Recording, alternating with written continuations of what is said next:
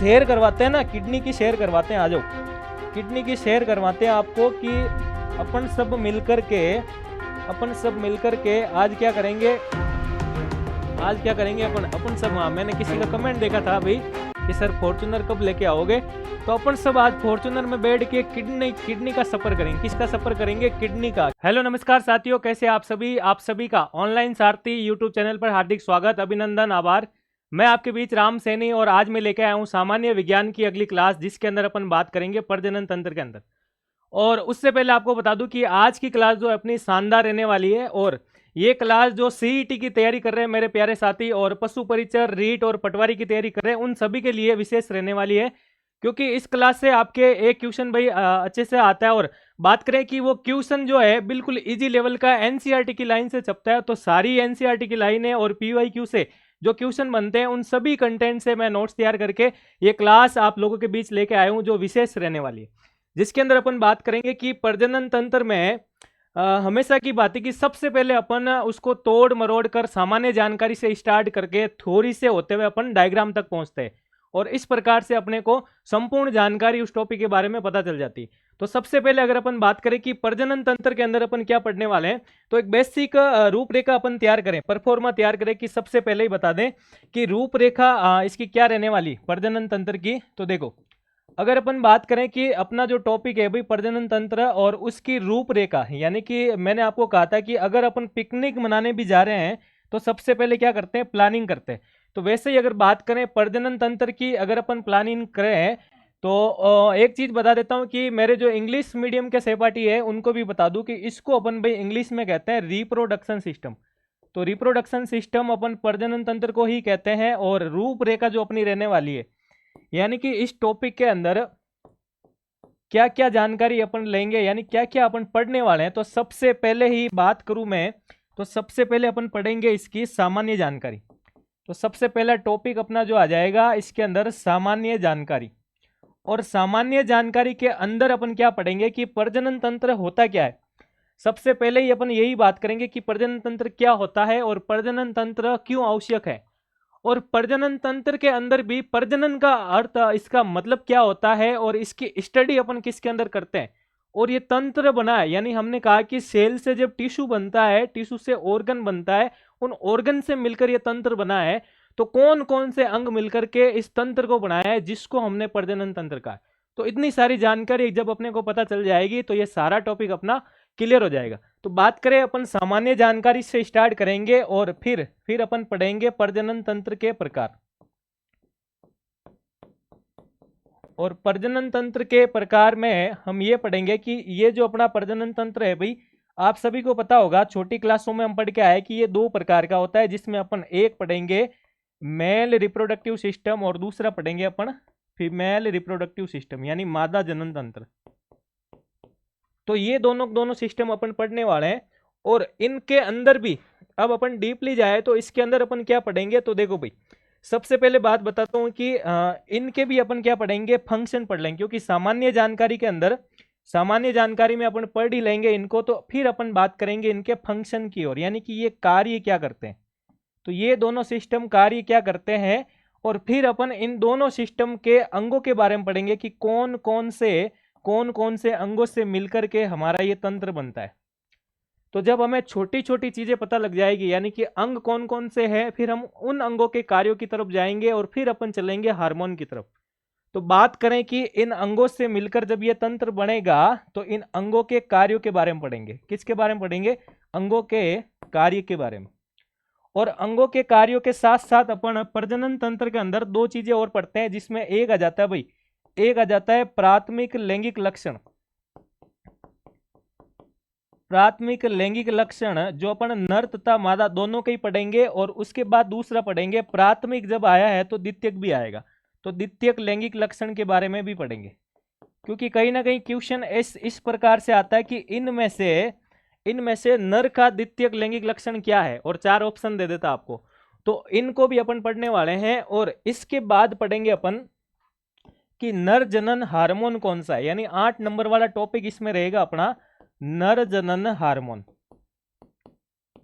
और नर जनन हार्मोन के बारे में अपन हार्मोन काम क्या करता है और हार्मोन की सारी जानकारी, और उसके बाद अपन उसका उपनाम क्या है वो भी पढ़ेंगे। क्योंकि कभी कभार क्वेश्चन ये आ जाता है कि इनमें से पुरुष विकास हार्मोन कौन सा है, मादा विकास हार्मोन कौन सा है। तो ये सारी चीजें अपन पढ़ने वाले हैं इस टॉपिक के अंदर। तो क्लास को अंत तक बिल्कुल देखिएगा और इस टॉपिक के जितने भी डाउट्स हैं वो क्लियर कीजिएगा। तो फर्स्ट ऑफ ऑल अगर मैं बात करूं तो आप सभी टेलीग्राम चैनल को अवश्य ज्वाइन करें, जो ऑनलाइन सारथी के नाम से दे रखा है, और लिंक इसका जो आपको डिस्क्रिप्शन में दिया हुआ है। अब मैं बात करूं कि आपको ये चैनल ही क्यों ज्वाइन करना है, क्योंकि कंपटीशन से रिलेटेड चाहे मैं पशु परिचर, रीट, सीईटी, पटवारी या अन्य सभी भर्तियों की बात करूं तो उन सब का नोटिफिकेशन सबसे पहले आपको हमारे चैनल पे मिलेगा। और जितनी भी हमारी क्लासेज हो रही है उन सब की पीडीएफ फॉर्मेट भी आपको इस चैनल पर मिलेगी। तो इस चैनल को अवश्य ज्वाइन करें। अब अगर अपन बात करें भाई, अगर अपन बात करें तो देखो जीवों के जनन की अगर बात आती है तो थोड़ा बेसिक आपको बता देता हूं कि जीवों में जनन वाला टॉपिक जो अपन अगर पढ़ते हैं तो सबसे पहले बात करें कि जीव क्या होते हैं और जनन क्या होता है। तो जीव वाला टॉपिक अपन पढ़ के आए थे, तो उसमें क्लासिफिकेशन भी पढ़ा था। याद होगा आपको कि हमने प्रोटिस्टा पढ़ा था, मोनारा पढ़ा था, और अपन नानेरे गए थे। मोनारा पढ़ते पढ़ते नानेरे गए थे, वहां नीम की निम्बोली भी खाई थी, और किसी ने आके अपने को पीछे से मेला था यानी मेल लिया, और वहां से हमने एनिमेलिया भी पढ़ा था। इस प्रकार से ट्रिक के बेसिस पर वो सारी चीजें हमने पढ़ी थी।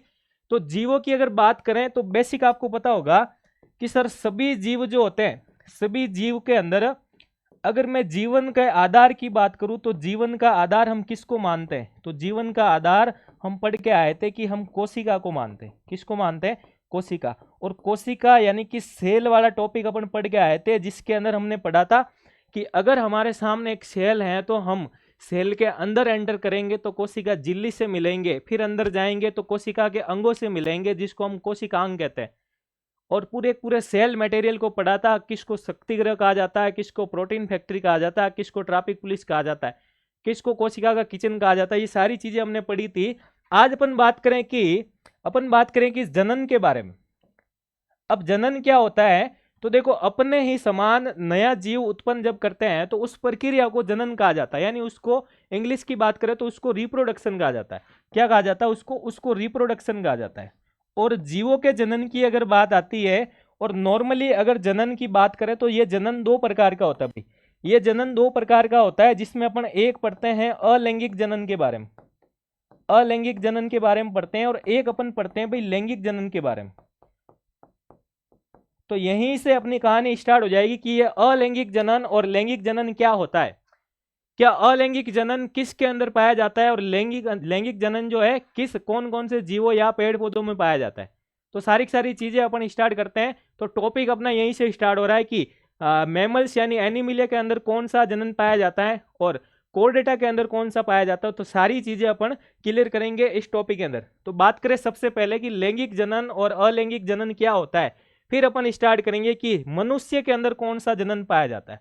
तो देखो, अलैंगिक जनन की बात करें तो सबसे पहले बात करें कि इसमें सिर्फ जो होता है भाई, इसमें सिर्फ जनक भाग लेता है। जबकि अगर लैंगिक जनन की बात करें तो इसमें दो जनक भाग लेते हैं, जिसमें एक नर और दूसरा मादा आ जाता है।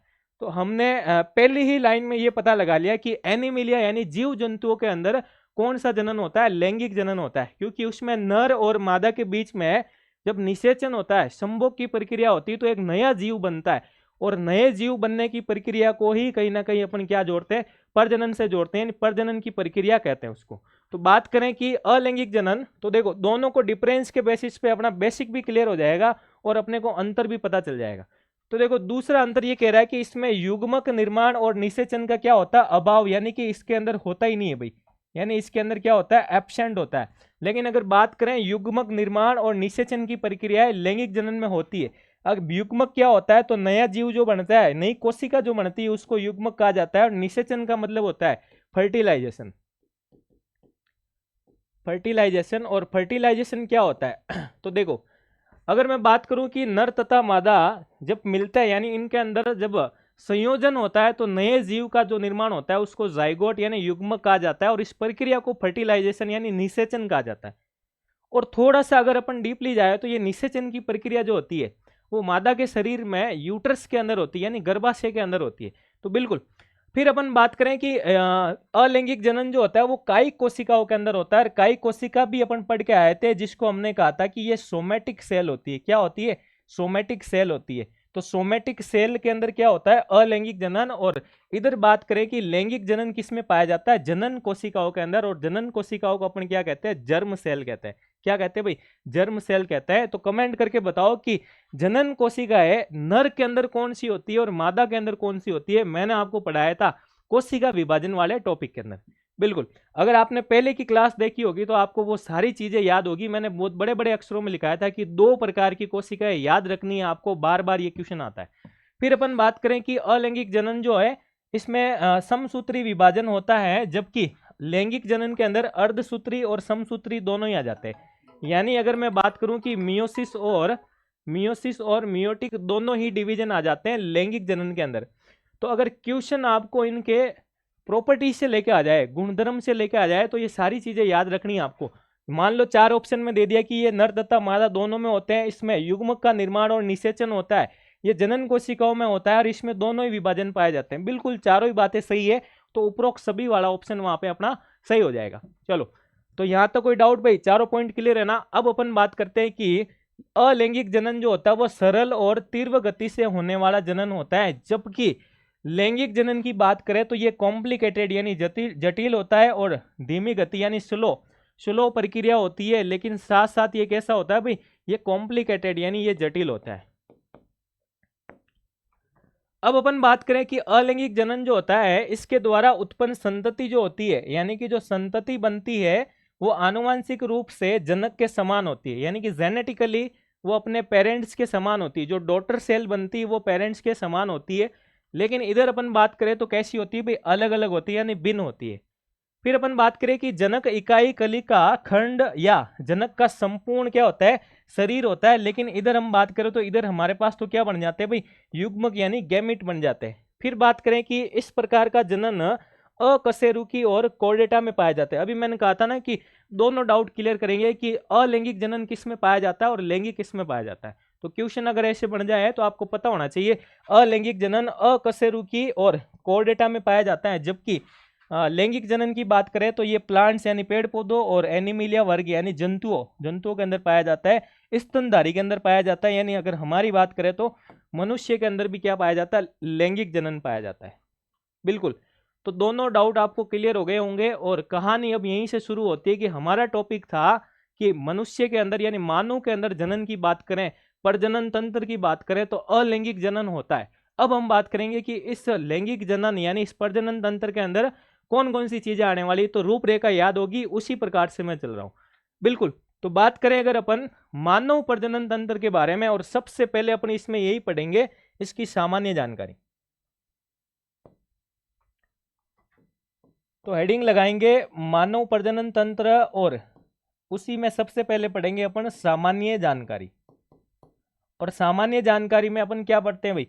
तो सामान्य जानकारी में आपको पता होगा कि हमने परफॉर्मा है कि इससे पहले वाली क्लास में ही तैयार करवाया था कि सामान्य जानकारी में ये पढ़ना होता है कि एक तो हम उसके अध्ययन के बारे में पढ़ लेते हैं, दूसरा हम पढ़ते हैं कि ये होता क्या है, काम क्या करता है, किससे मिलकर बना होता है, हमारे शरीर में अगर ये उपस्थित है तो क्यों है, यानी क्यों जरूरी है, अगर ये नहीं होता तो क्या होता। अगर इतनी सारी चीजें आप पढ़ लोगे तो सारे के सारे डाउट क्लियर हो जाएंगे। तो बात करें सबसे पहले अपन कि इसका अध्ययन किस में करते हैं, तो एम्ब्रियोलॉजी नाम से जो सब्जेक्ट होता है, तो एम्ब्रियोलॉजी अगर बात करें तो एम्ब्रियो को कहते हैं भाई भ्रूण, और इसके विकास के अध्ययन को क्या कहा जाता है? इसके विकास के अध्ययन को ही एम्ब्रियोलॉजी कहा जाता है।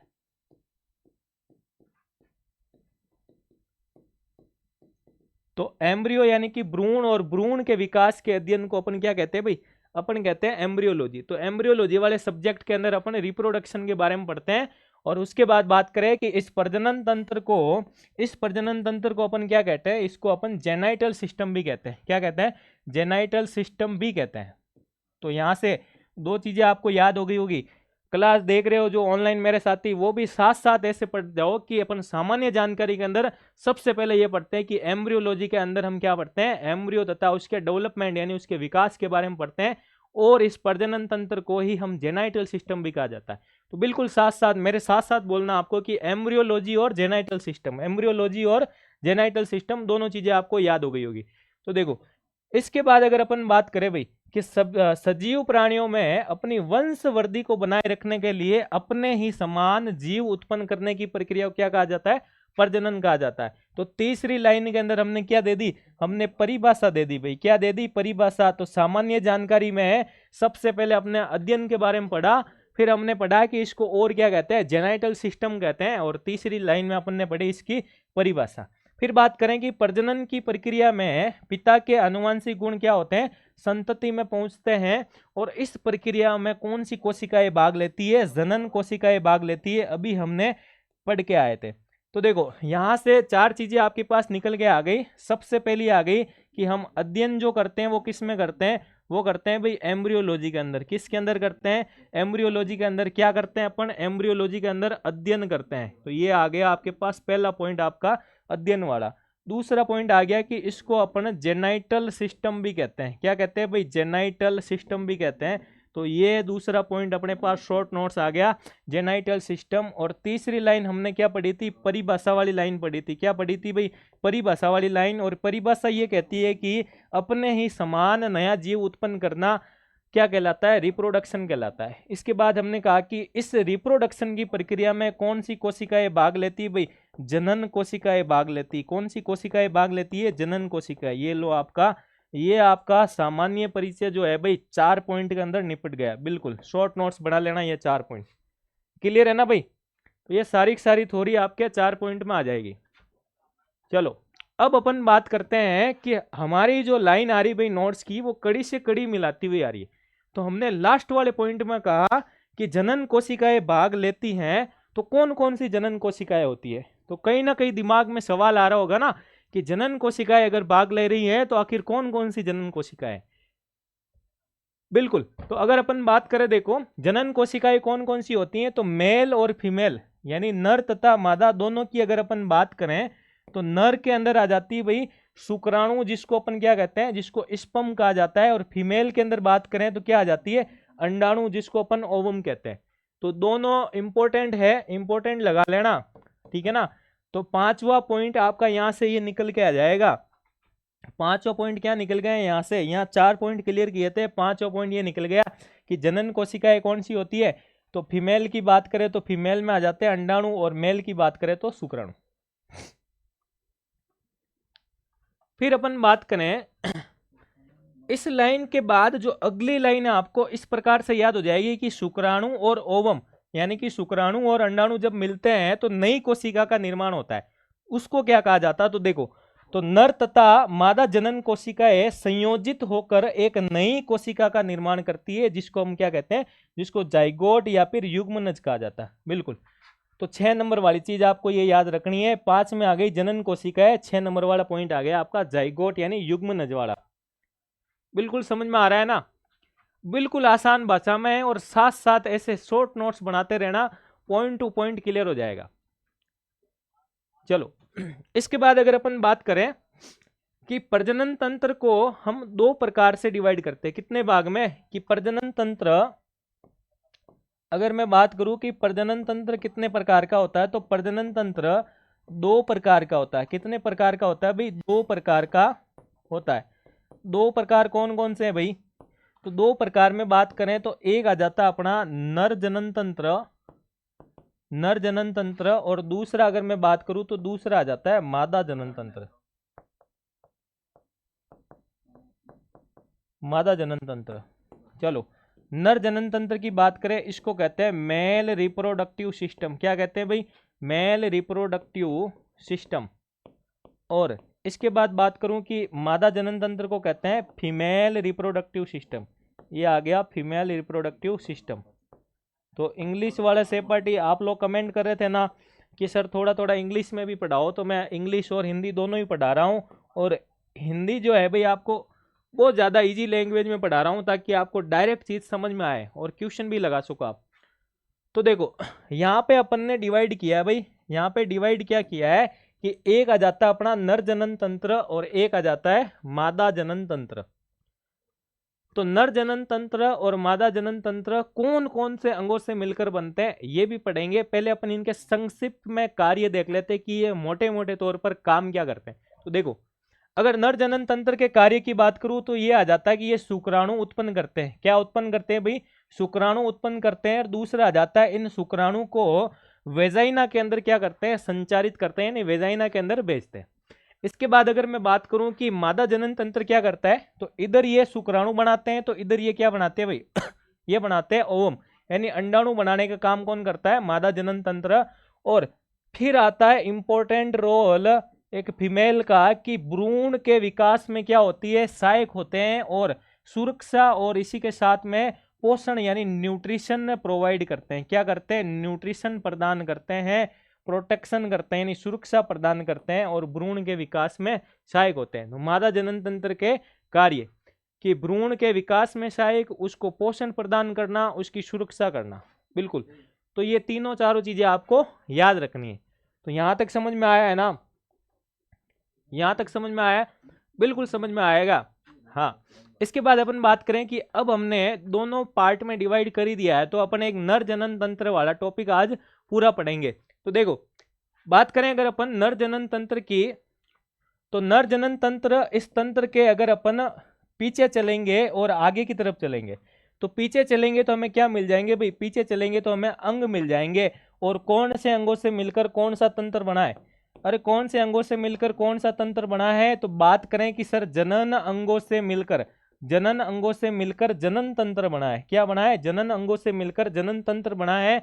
तो नर जनन अंगों से मिलकर नर जनन तंत्र बना है। बिल्कुल हो गया ना? इसके बाद थोड़ा पीछे चलेंगे तो यहाँ पे क्या आ जाएगा? ऊतक आ गया, यहाँ पे अपनी सेल यानी कोशिकाएं आ गई। तो सारी सारी चीजें अपन इस नर जनन तंत्र के अंदर पढ़ने वाले हैं।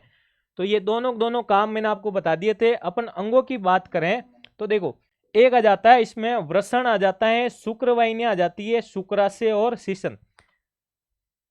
तो देखो, मैंने आपको, वैसे अगर आप पढ़ोगे भाई जीव विज्ञान की, मैं आपको बात बता रहा हूँ कि बायोलॉजी को अगर जितना डिटेल में पढ़ोगे उतनी आपको डिटेल में ये मिलेगी। और मैं मेडिकल फील्ड से हूँ तो मैं आपको इसको बहुत ज़्यादा डिटेल में भी पढ़ा सकता हूँ, लेकिन अपने क्या करना है कि जो PYQ क्वेश्चन अभी तक आए हैं कॉम्पिटेटिव एग्जाम में, उसको देखते हुए और थोड़ा सा ऊपर लेवल पे कि अब क्वेश्चन कैसा बन सकता है, तो उस प्रकार से मैं आपको पढ़ा रहा हूँ। तो कहीं ना कहीं आपको अगर ऐसा लगे कि कुछ चीज़ें आपको ज़्यादा मिल रही है या कम मिल रही है, तो उसको पचा लेना है, क्योंकि मैंने डाइजेस्टिव सिस्टम में आपको पचाना सिखाया है। बिल्कुल, क्योंकि हमने गुलाब जामुन भी खाया था तो उसके साथ साथ मंचूरियन भी खाया था, तो पछाना आपको आ ही गया होगा। तो देखो, नर जनन अंग की अगर बात करें तो इसमें वृषण आ जाता है, शुक्रवाहिनी आ जाती है, शुक्राशय आ जाता है, और पेनिस या शीशन की बात करें तो ये चारों अंग जो है भाई इंपॉर्टेंट होते हैं। अब बात आ रही है काम की, कि ये कह रहा है कि नर जनन अंग, नर के अंदर क्या होते हैं भाई? प्राथमिक लैंगिक लक्षण होते हैं। क्या होते हैं भाई? प्राथमिक लैंगिक लक्षण होते हैं। इंपॉर्टेंट लगा लेना, क्योंकि अभी द्वितीयक लैंगिक लक्षण के बारे में पढ़ेंगे। तो जो अंग होते हैं, इन अंगों को ही हम क्या कहते हैं भाई? इन अंगों को ही हम क्या कहते हैं? प्राथमिक लैंगिक लक्षण कहते हैं। तो देखो, इन अंगों की बात करूं तो डायग्राम से आपको समझाएं तो ये नर जनन तंत्र का डायग्राम है, जिसके अंदर आपको दे रखा है कि ऊपर मूत्राशय दिया हुआ है, यानी कि अगर अपन इंग्लिश की बात करें तो यूरिनरी ब्लैडर या फिर पेशाब की थैली। इसके बाद ये जो नीचे आपको ये पार्ट दिखाई दे रहा है, ये आ जाता है भाई शुक्राशय, और शुक्राशय को कहा जाता है सेमाइनल वेसाइकल, जिसके अंदर क्या होता है? जिसके अंदर वीर्य स्टोर रहता है। जिसके अंदर क्या रहता है? वीर्य जो है स्टोर रहता है, उसको क्या कहा जाता है? शुक्राशय।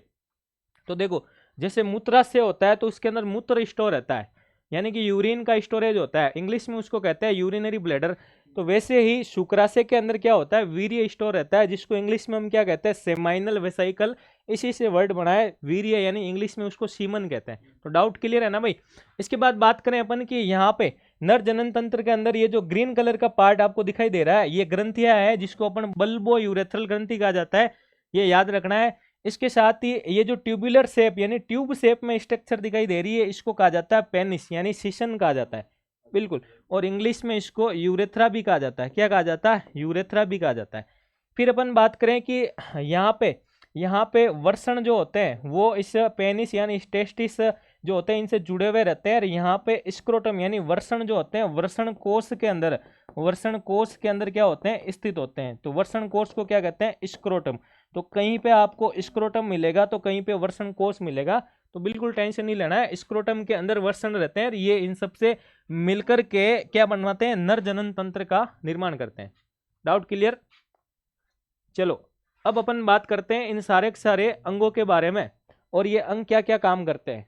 तो इससे पहले अगर अपन रूपरेखा देखें तो रूपरेखा में हमने कहा कि प्राथमिक लैंगिक लक्षण पढ़ने के बाद हम क्या पढ़ेंगे, द्वितीयक लैंगिक लक्षण। तो देखो अगर अपन बात करें कि नर के द्वितीयक लैंगिक लक्षण क्या होते हैं, तो नर के द्वितीयक लैंगिक लक्षण की बात करें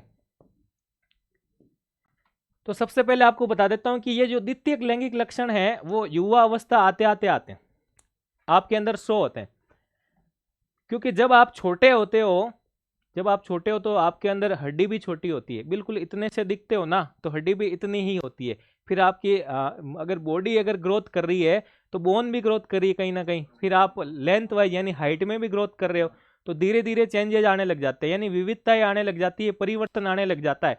तो कहीं ना कहीं जब आप युवा अवस्था में पहुंचते हो तो आपकी वॉइस में भी चेंजेज आ जाते हैं, आपकी बॉडी के शारीरिक परिवर्तन भी आ जाते हैं, शरीर पे बाल आने लग जाते हैं और मेंटली अगर अपन बात करें तो मानसिक परिवर्तन भी होने लग जाता है, यानी जिसको हम कहें कि मैच्योर होने लग जाते हैं, तो मैच्योरिटी भी आने लग जाती है।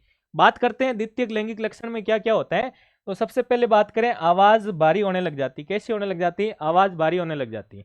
तो देखो कभी कभार ऐसा होता है ना कि जैसे आप लोग अभी छोटी क्लासों में पढ़ रहे हो और गली मोहल्ले में आपके जो मतलब मित्र वगैरह है उनसे मिले हुए हो, घुल मिल कर रह रहे हो, फिर मान लो कि उनमें से ही कोई एक आध अगर बाहर विदेश पढ़ाई करने चला गया और फिर वो थोड़े दिन बाद आता है, फिर कहता है कि यार तेरी तो आवाज़ ही चेंज हो गई बिल्कुल, तो उसके अंदर द्वितीयक लैंगिक लक्षण आ गए थे, इस वजह से हुआ था।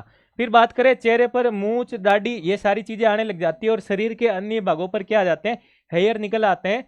शरीर जो होता है वो सुडौल और बलशाली यानी पावरफुल बन जाता है और कंधे जो होते हैं वो शोल्डर जो होते हैं वो बोर्ड यानी चौड़े हो जाते हैं और ग्रोथ के कारण यानी वृद्धि के कारण शरीर लंबाई में क्या हो जाती है, बढ़ जाती है। ये सारी चीज़ें अभी मैंने आपको बताई थी और ये सारी बेसिक है, कहीं ना कहीं आपसे जुड़ी हुई है। आप प्री मैच्योर से मैच्योरिटी के अंदर आ रहे हो तो आपके अंदर शारीरिक परिवर्तन के साथ साथ मानसिक परिवर्तन भी हो रहा है, फिजिकली परिवर्तन भी हो रहा है, यानी कि आप शरीर से भी थोड़े हटे कटे बन रहे हो।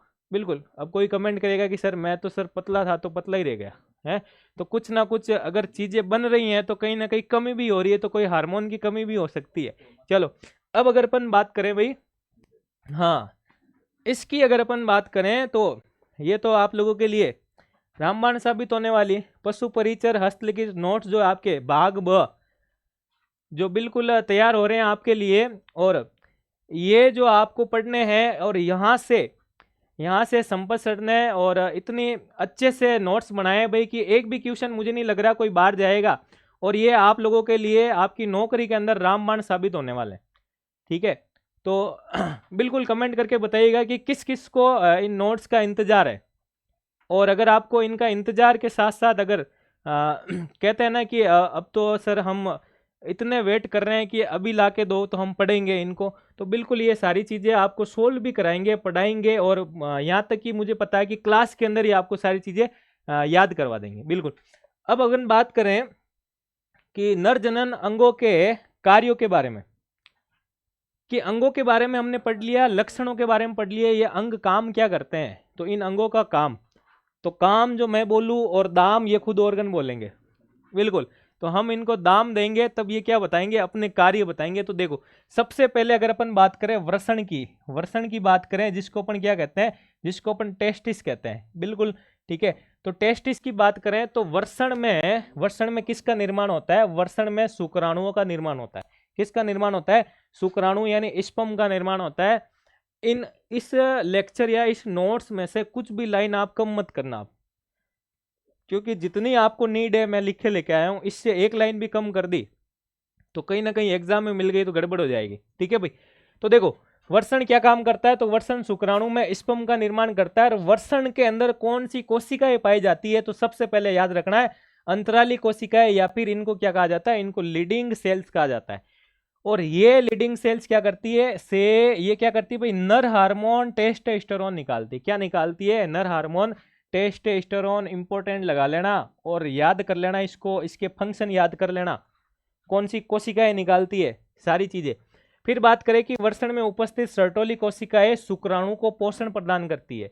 तो यहाँ पे दो चीज निकल कर आ रही है, देखो दो चीज क्या निकल कर आ रही है कि एक चीज तो आ गई कि हार्मोन वाली, एक तो आ गई आपके हार्मोन कि कौन सा हार्मोन निकलता है, दूसरा आ रहा आपको पोषण वाला कि शुक्राणु को पोषण कौन प्रदान करता है। तो शुक्राणु को पोषण प्रदान करता है सर्टोली कोशिकाएं। कौन करती है भाई? सर्टोली कोशिकाएं। और हार्मोन निकालने का काम कौन करती है? तो हार्मोन निकालने का काम करती है लीडिंग कोशिकाएं। कौन करती है? लीडिंग सेल्स करती है। ठीक है, तो अपन बात कर रहे थे वर्षण के बारे में कि दो कोशिकाएं पड़ी थी, एक आ गई लीडिंग कोशिकाएं, एक पड़ी थी सर्टोली कोशिकाएं। तो सर्टोली कोशिकाएं क्या करती है? न्यूट्रिशन यानी पोषण देने का काम करती है, और लीडिंग कोशिकाएं हार्मोन बनाने का काम करती है। फिर बात करते हैं कि वर्षण हमारा जो है अंतःस्रावी ग्रंथि के रूप में भी काम करता है। तो यहाँ पर देखो, हार्मोन निकालता है, हार्मोन के साथ साथ शुक्राणु का निर्माण करता है, फिर ये अंतःस्रावी ग्रंथि के रूप में भी काम करता है। तो ये सारी चीजें आपको वर्षण के बारे में पता होनी चाहिए। फिर देखो यहाँ पे नोट लगा के एक चीज कह रही है कि वर्षण शरीर से बाहर वर्षण कोश में उपस्थित रहते हैं। अभी जस्ट मैंने बताया था आपको कि वर्षण कोश यानी स्क्रोटम में स्थित रहते हैं, और स्क्रोटम का तापमान शरीर के तापमान से 3 से 4 डिग्री क्या रहता है? कम रहता है। बिल्कुल। इसके बाद बात करें कि शुक्रवाहिनी के बारे में पढ़ें, तो शुक्राणु शुक्रवाहिनी के द्वारा ही शुक्राशय में पहुंचते हैं। कहां पहुंचते हैं भाई? शुक्राशय के अंदर पहुंचते हैं। तो देखो, इसको समझाता हूं आपको। इसको आपको समझना है कि हम बात कर रहे हैं कि हमने पढ़ा कि वर्षण के अंदर क्या होता है? वर्षण के अंदर शुक्राणु बनते हैं, ये बन गए शुक्राणु। फिर हम शुक्रवाहिनी के अंदर पढ़ रहे हैं कि शुक्रवाहिनी क्या काम कर रही है? शुक्राणु को शुक्राशय के अंदर ले जाने का काम कर रही है। किस में ले जा रही है? शुक्राशय के अंदर। और ये शुक्राशय के अंदर क्या होता है? शुक्राशय के अंदर स्टोर हो जाते हैं, स्पर्म जाकर के क्या हो जाते हैं? स्टोर हो जाते हैं। तो इसको वर्षण से शुक्राशय तक ले जाने का काम कौन कर रही है? तो ये जो वाहिनी है बीच में, इस वाहिनी को कहते हैं शुक्रवाहिनी। क्या कहते हैं भाई? शुक्रवाहिनी। अर्थात ये एक मीडियम का काम करती है। क्या काम करती है?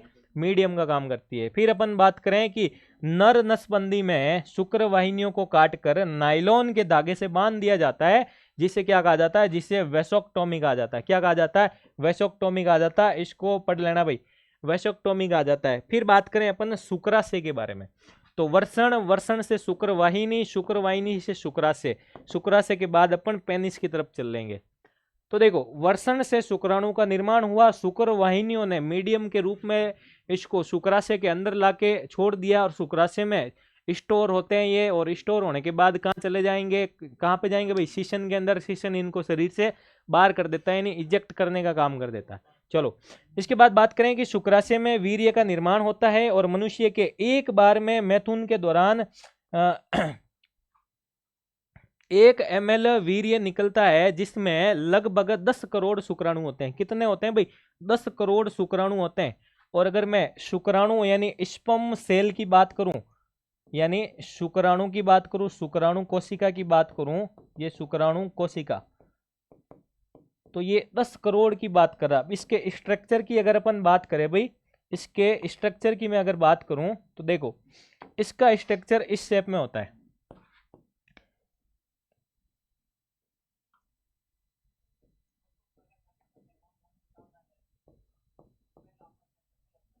तो देखो ये होता है भाई शुक्राणु का स्ट्रक्चर, जो 3 पार्ट में होता है।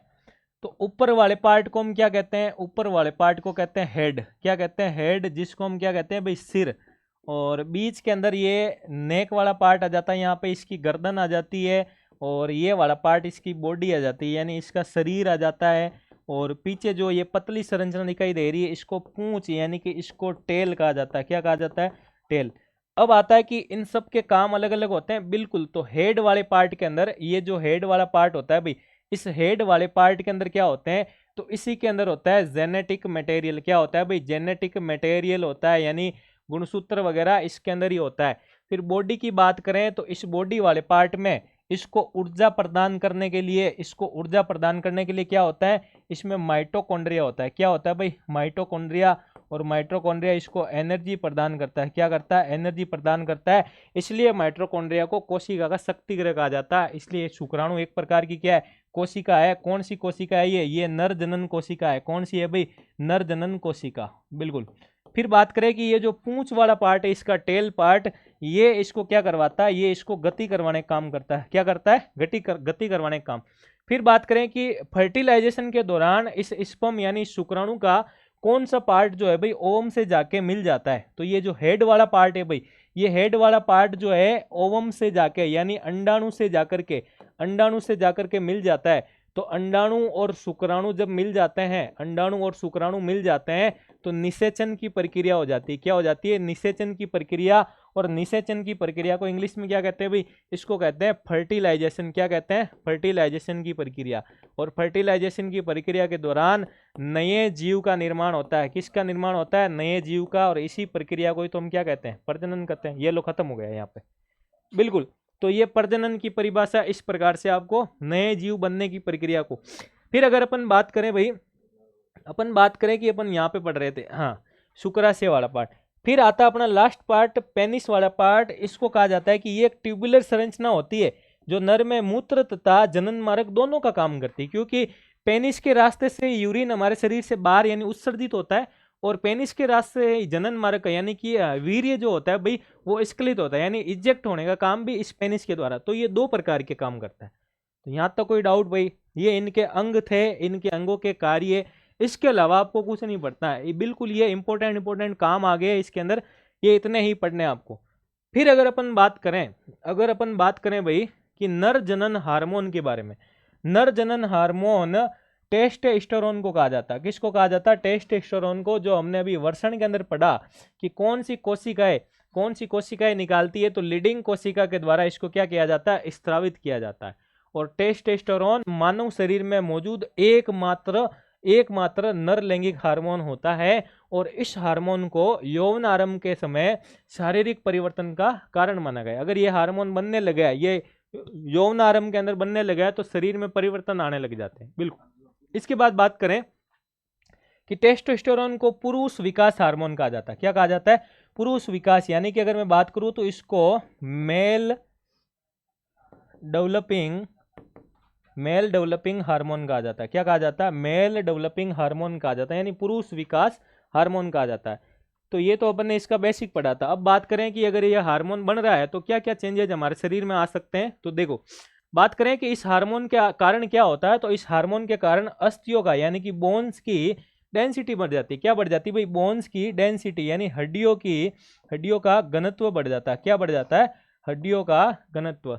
तो कमेंट करके बताना भाई मेरे प्यारे सहपाठी सारे कि बोन की डेंसिटी के लिए कौन सा टेस्ट करवाते हैं। बोन की डेंसिटी के लिए कौन सा टेस्ट करवाते हैं? बिल्कुल अच्छा क्वेश्चन है, शानदार।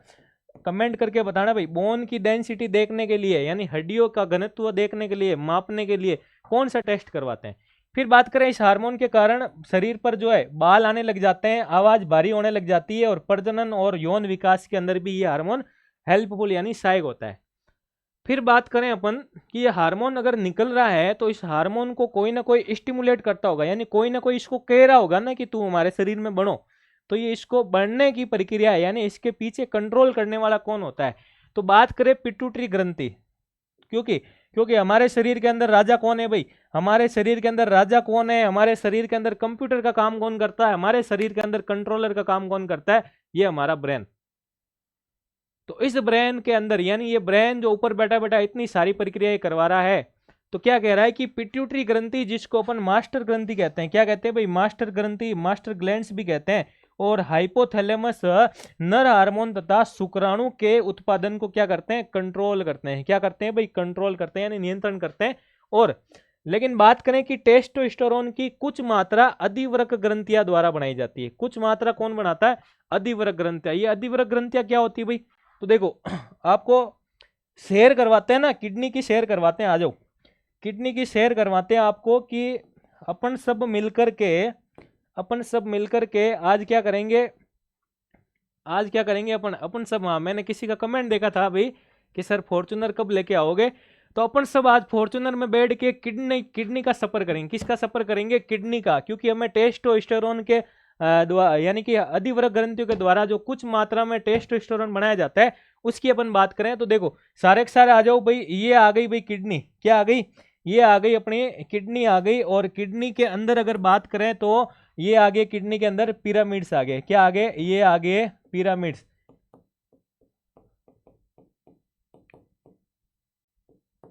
चलो, इसके बाद बात करें कि हमने कहा कि इस किडनी के इस किडनी के ऊपर जो है क्या पाया जाता है, इस किडनी के ऊपर एक ग्रंथि पाई जाती है। क्या पाई जाती है भाई, एक ग्रंथि पाई जाती है। ये लो, ये आ गई इसके ऊपर इस शेप में, ये जो ग्रंथि आ रही है यहाँ पे, ये ग्रंथि आ गई। और इसको बढ़िया सा कलर दे देते हैं भाई, तो ये ले लो। तो ये जो ग्रंथि है इसको कहा जाता है एड्रिनल ग्रंथि। क्या कहा जाता है, एड्रिनल ग्रंथि। चलो, तो ये वाली ग्रंथि है अधिवृक्क ग्रंथि, जिसको इंग्लिश में कहते हैं भाई, जिसको इंग्लिश में क्या कहते हैं, जिसको इंग्लिश में कहते हैं एड प्लस रीनल। तो रीनल किडनी के लिए यूज करते हैं एड, ये एड है, किडनी के ऊपर एड हो रखी है, इसलिए अपन इसको क्या कहते हैं, इसलिए अपन इसको कहते हैं एड रीनल ग्रंथि। क्या कहते हैं, एड रीनल ग्रंथि यानी ग्लैंड्स, एड्रिनल ग्लैंड्स। ये एड्रिनल ग्लैंड्स क्या करती है, ये करती है सर, अभी आपने कहा कि ये कुछ मात्रा में, ये कुछ मात्रा में क्या निकालती है, कुछ मात्रा में अपना नर हार्मोन निकालती। क्या निकालती है, नर हार्मोन। और नर हार्मोन अपन किसको कहते हैं भाई, तो नर हार्मोन अपन ने अभी पढ़ा था कि नर हार्मोन टेस्टोस्टेरोन को कहते हैं। किसको कहते हैं, टेस्टोस्टेरोन। तो टेस्टोस्टेरोन की कुछ मात्रा इस एड्रिनल यानी इस अधिवृक्क ग्रंथि के द्वारा बनाई जाती है। और ये अधिवृक्क ग्रंथि किडनी के ऊपर पाई जाती है। तो कौन बताएगा, कौन बताएगा अधिवृक्क ग्रंथि के द्वारा निकलने वाला हार्मोन कौन सा है, जिसको आपातकालीन हार्मोन भी कहा जाता है, बिल्कुल कमेंट करके बताना। तो ये सारा का सारा पार्ट भाई अपन ने जो पढ़ा है वो एक रूपरेखा के बेसिस पे पढ़ा है। आ जाओ आपको रूपरेखा से रूबरू करवा देता हूं एक बार। तो हमने पढ़ा था, सामान्य जानकारी पढ़ी थी, बिल्कुल पढ़ी थी, सामान्य जानकारी आ गई।